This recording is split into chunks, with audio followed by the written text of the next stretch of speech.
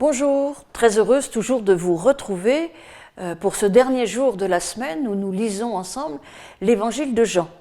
Alors je vous annonce tout de suite qu'on va changer un peu la donne, c'est-à-dire qu'au lieu de faire une série qui dure 5 jours réunis sur une seule semaine, nous vous proposerons désormais chaque semaine un épisode, entre guillemets, de l'évangile de Jean pour l'instant, puis ensuite d'autres livres de la Bible. Ce sera le vendredi à 13h. Donc chaque vendredi à 13h, eh bien, vous avez ce rendez-vous.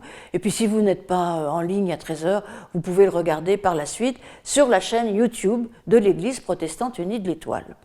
Donc aujourd'hui, je vous retrouve et nous continuons la lecture de l'évangile de Jean. Hier, nous étions restés au chapitre 8.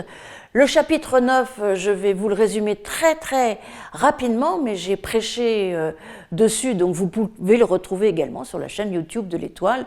Ça s'appelle l'aveugle-né, donc c'est l'histoire d'un aveugle de naissance que Jésus guérit, mais en réalité, ce n'est pas tant le signe de la guérison de l'aveugle qui nous importe, c'est plutôt le lien entre le péché et la maladie, et là-dessus, Jésus est très clair, il n'y a aucun lien entre le péché et la maladie. Donc lorsqu'on est malade, c'est pas parce qu'on a péché, lorsqu'on est malade, c'est parce que nous sommes humains et nous sommes faillibles. Le péché, c'est tout à fait autre chose. Et en cela, Jésus se sert de cet aveugle parce qu'il nous invite à regarder les choses un peu différemment, de manière à ne pas nous enfermer dans des dogmes ou dans des choses qui pourraient enfermer l'autre aussi, comme cet homme était enfermé par les autres dans un soi-disant péché qu'il n'avait pas commis. Donc aujourd'hui, nous continuons notre lecture et nous nous retrouvons au chapitre 10 pour un épisode là aussi tout à fait connu, qu'on appelle souvent le bon berger, et vous allez voir pourquoi. Un épisode connu de l'Évangile avec, pour une première fois presque, pourrait-on dire, une sorte de parabole dans l'Évangile de Jean. Autant les autres évangiles sont friands de paraboles, autant finalement il y en a très peu dans l'Évangile de Jean. Donc voici la lecture du début du chapitre 10 de l'Évangile selon Jean. Amen, amen, je vous le dis, celui qui n'entre pas dans l'enclos à moutons par la porte, mais qui l'escalade par un autre côté, celui-là est un voleur et un bandit. Mais celui qui entre par la porte est le berger des moutons. C'est pour lui que le gardien ouvre la porte. Les moutons entendent sa voix. Il appelle ses propres moutons par leur nom et il les mène dehors. Lorsqu'il les a tous fait sortir, il marche devant eux. Et les moutons le suivent parce qu'ils connaissent sa voix. Ils ne suivront jamais un étranger. Ils le fuiront parce qu'ils ne connaissent pas la voix des étrangers. Jésus leur tint ce discours au figuré, mais eux ne connurent pas ce qu'il leur disait. Nous continuerons tout à l'heure la suite de ce discours de Jésus. C'est quand même étonnant finalement parce que cette première partie qui nous est présentée d'ailleurs par Jésus comme une comparaison, donc une sorte de parabole, est finalement très claire. C'est-à-dire que le voleur ne passe pas par la porte, il saute par-dessus et les moutons connaissent la voix du berger. C'est des choses qui sont tout à fait entendues par tout le monde, donc on peut s'interroger pourquoi ceux qui écoutent Jésus ne comprennent pas, pourquoi ils s'interrogent. Est-ce qu'ils s'interrogent parce qu'ils ne comprennent pas ce que vient de dire Jésus ? Je ne le pense pas. Ou est-ce qu'ils se demandent pourquoi Jésus leur raconte ça ? Où veut-il en venir en commençant finalement en décrivant une scène pastorale assez commune et que tout le monde peut comprendre, même un petit enfant, que les voleurs passent par la porte, passent au-dessus de la porte, alors que le berger, lui, entre par la porte et qu'il connaît ses moutons. Ça, finalement, c'est le propre de tous les bergers. Mais, vous allez le voir dans la suite, ce texte se complexifie énormément. Parce que s'ils ne comprennent pas, s'attendent à ce que Jésus explique, eh bien vous allez voir que l'explication est plutôt quelque chose qui va nous embrouiller, nous aussi. Jésus dit encore, « Amen, amen, je vous le dis, c'est moi qui suis la porte des moutons. Tous ceux qui sont venus avant moi sont des voleurs et des bandits. Mais les moutons ne les ont pas écoutés. C'est moi qui suis la porte. Si quelqu'un entre par moi, il sera sauvé. Il entrera et il sortira et trouvera des pâturages. le voleur ne vient que pour voler, sacrifier, détruire. Moi, je suis venu pour qu'il ait la vie et l'ait en abondance. C'est moi qui suis le bon berger. Le bon berger se défait de sa vie pour ses moutons. Quand il voit venir le loup, le mercenaire, celui qui n'est pas berger et pour qui il ne s'agit pas de ses propres moutons, s'enfuit en abandonnant les moutons. Et le loup s'en empare, il les disperse. C'est un mercenaire, il n'a pas le souci des moutons. C'est moi qui suis le bon berger.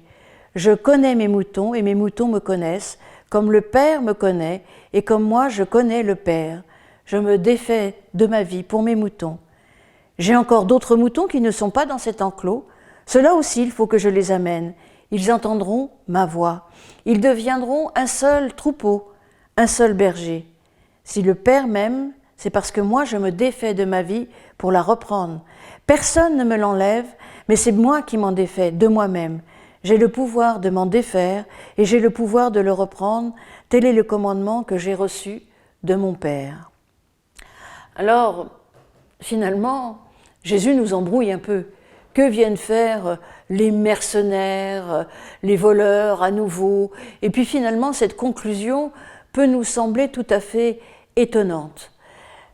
Il ne parle plus que de la manière dont il va se défaire de sa vie, et ça nous renvoie en quelque sorte à cette phrase d'Ésaïe si connue comme un mouton qu'on menait à l'abattoir. Et en effet, Jésus qui vient dénoncer qu'il est le bon berger, en quelque sorte, est en train de nous dire qu'il allait prendre la place du mouton. Toutes ces figures, ces images sont là aussi pour nous bousculer, pour nous bouleverser. Mais revenons au début. Il ne commence pas par dire qu'il est bon, le bon berger, il commence par nous dire qu'il est la porte. Quiconque passe par lui, entre par lui, eh bien peut à la fois entrer et sortir. C'est-à-dire entrer dans la maison, là où on est protégé pour la nuit, c'est là que vont les moutons, dans l'étable, et sortir pour aller se nourrir dans les verts pâturages. Ainsi Jésus nous donne à la fois la vie et la protection. Je suis la porte. C'est probablement ce qui m'interpelle le plus, que je suis le bon berger. Ce bon berger qui me gêne un peu, je dois vous l'avouer, parce que si lui est le berger, eh bien nous sommes des moutons. Alors c'est vrai que ceux qui entendent Jésus comprennent bien que c'est assez scandaleux quand il dit qu'il est le berger, puisque le berger, dans la tradition juive, eh bien c'est Dieu, c'est l'Éternel. Rappelez-vous ce premier verset du psaume 23, « L'Éternel est mon berger, je ne manque de rien ». Ainsi, mais quand même, je reste sur ma faim, je suis assez gênée, je n'ai pas l'impression d'être un mouton, et je n'ai pas l'impression que croire en Dieu, croire en Jésus, c'est être un mouton. Et d'ailleurs, tout dit le contraire dans notre passage. Jésus fait appel à notre intelligence, il ne nous demande pas de le suivre comme ça, non. Il fait appel à notre intelligence. Et il y a un parcours d'ailleurs dans ce dialogue, enfin plutôt dans cette parole, dans ce discours de Jésus. Un parcours qui va de reconnaître à connaître, puis à naître.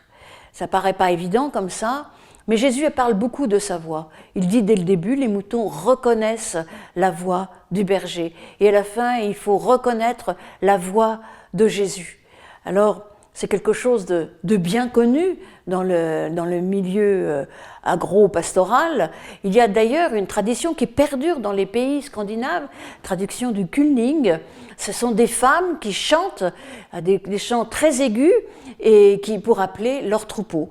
Les chants varient d'une femme à l'autre, d'une bergère à l'autre, et ils varient aussi suivant le troupeau qu'elles appellent, suivant si elles appellent des moutons ou des vaches. Le cri, le chant plutôt d'ailleurs, il s'agit vraiment d'un chant, n'est pas le même. Mais les bêtes reconnaissent le chant de la bergère. Et il faut donc reconnaître, entendre, écouter et reconnaître la voix de Jésus.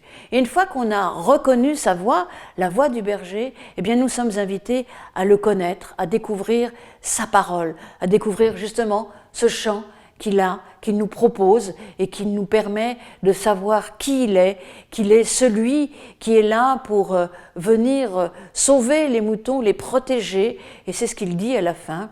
En effet, sa vie sera consacrée à ceux qui l'entourent, à ceux qu'il aime. Et d'ailleurs, il ouvre d'ailleurs en disant que ce n'est pas que ceux qui sont dans l'enclos, que sa parole lui-même est venue pour tout le monde, pour le monde entier en réalité. Donc il ouvre là sa parole, la parole de Dieu, non plus à un seul peuple, mais il donne une dimension universelle. Et lorsque nous reconnaissons sa voix, que nous connaissons le contenu de ce qu'il nous propose, que nous sommes capables de le manger, un peu comme dans son discours sur le pain de vie, pour le donner aux autres, eh bien, nous sommes nourris, nous sommes pleins de vie et nous sommes appelés à naître. Et ça, c'est en lien avec cette porte. D'ailleurs, dans la Bible, c'est un lieu de passage, comme partout d'ailleurs, passage pour entrer de la maison à l'extérieur. C'est le passage d'un monde à l'autre. Et il y a un verset dans le livre de Job qui montre bien que la porte, c'est aussi le passage au moment de la naissance. Il s'agit bien de naissance. Et rappelez-vous le dialogue entre Jésus et Nicodème qui nous dit qu'il faut naître à nouveau. Eh bien, nous sommes invités à faire ce passage par le Christ pour naître à nouveau. Reconnaître sa voix, connaître qui il est, le Fils de Dieu qui vient sur terre et puis qui va se donner, mais parce qu'il l'a choisi.